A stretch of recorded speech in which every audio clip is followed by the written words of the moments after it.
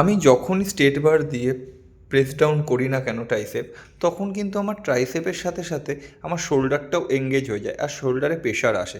তার জন্য একটা দাদার কথা শুনে আমি কিন্তু এইভাবে ট্রাই করেছিলাম, চেস্টের থেকে একটু আপে মেশিনটা সেট করে নিয়ে স্ট্রেট বারটা নিয়ে সেটাকে একটা বেঞ্চের সাথে ট্রাইসেপটাকে সাপোর্ট দিয়ে এটাকে আমি ট্রাই করে দেখেছিলাম। দেখতেই পাচ্ছেন আমার ট্রাইসেপের উপরে কিন্তু খুব ভালো পাম্প আসছে আর খুব ভালো এফেক্টও পড়ছিল, আমি ফিল করতে পারছিলাম।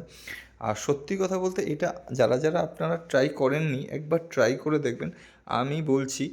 আর এটা আমি যেহেতু করেছি আমি সেই জায়গার থেকে বলছি যে এটা খুব খুব ভালো কিন্তু পাম্প করে আর কোনো রকম এফেক্টও পড়ে না অন্য কোনো বডি পার্টে।